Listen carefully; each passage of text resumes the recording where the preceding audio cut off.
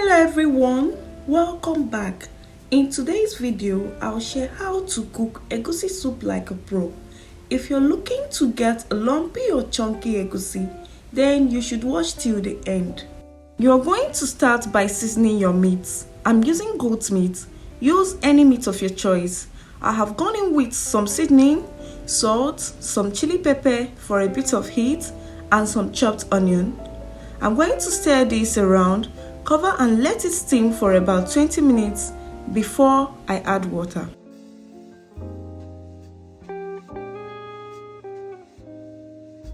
Alright, so next I have egusi already blended. I have some pepper mix. This is scotch bonnet pepper, onion and tomatoes. I also have some crayfish and Okpei, very important. I have some palm oil which I'll be using to prepare the soup as well. Next is uziza leaves. I love uziza leaves in my egusi soup. And then some stockfish head which I'll clean and wash with hot water, and a few more ingredients like salt and seasoning cubes.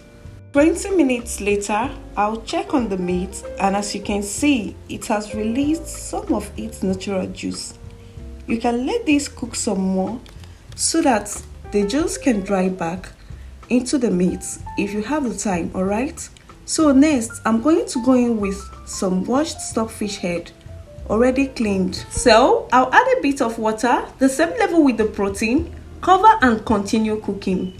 While the meat is still cooking, I'll use that time to prep all the ingredients so that once the meat is done, all we have to do is to just put everything together. First, blend or pound your crayfish and Okpei and then set it aside. Next, blend the pepper mix with a bit of water and set aside as well. Now, you can add the crayfish and Okpei here and blend, but you'll see the reason why I didn't blend it together as you watch the video. At this point, I'll add some blended onion to the already grounded egusi and then mix very well to combine. Now, the reason why I add onion to the egusi is so the onion can help the egusi curdle, especially if you want the egusi to be lumpy. The onions helps with that, okay? So once you get this nicely pasted, you're going to set it aside. Final prep left to do is to clean the dry fish. I soaked it in hot water for a few minutes to make it soft. Then I'll debone it and set it aside. If you're still watching, please don't forget to click the like button and subscribe if you haven't. Thank you.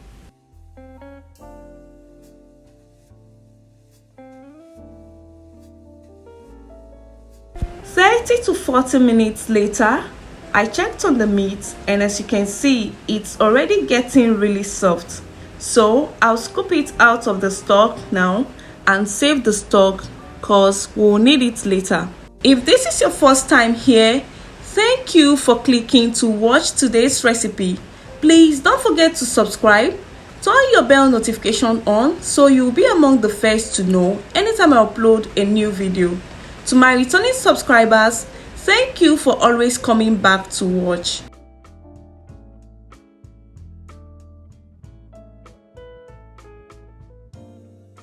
Now let's make the soup proper.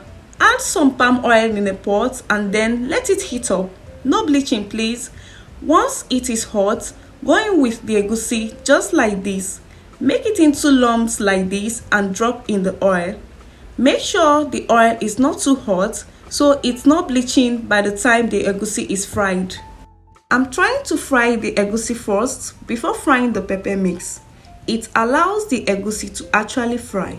This method gives my egusi a really nice taste that I think anybody should try. Also, if you like lumpy or chunky egusi, then you need to try this as well.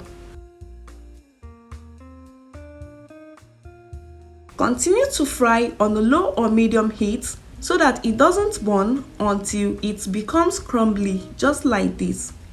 So once it is well fried just like this, I'll scoop it out and set it aside.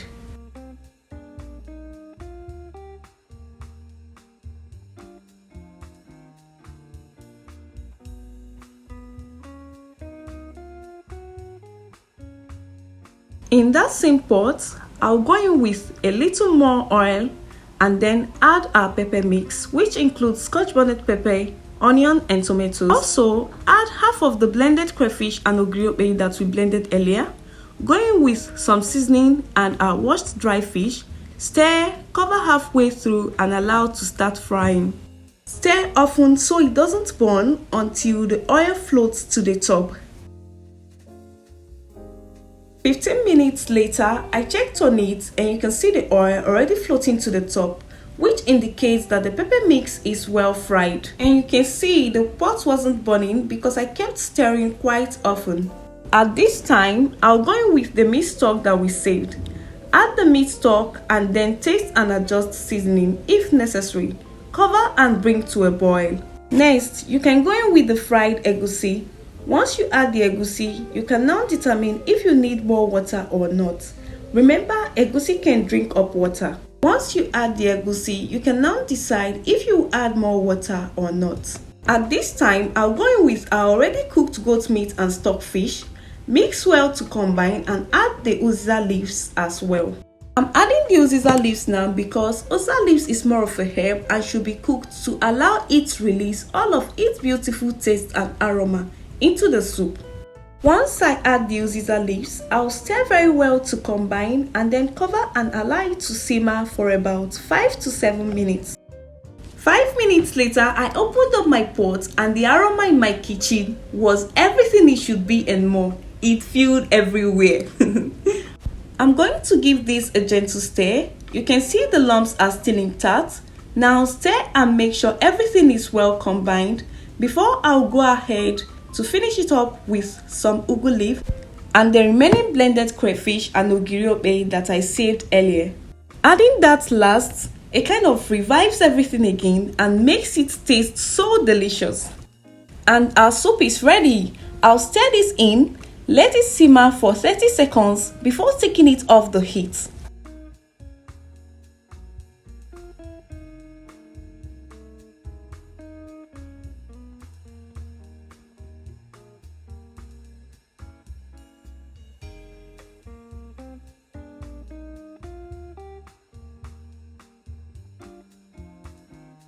I had this with pounded yam and it tasted so nice. You can have this with any swallow of your choice, akpu, semo, poundo, anything you like. I hope you get to try this out. Let me know if you do. See you in my next video. Bye.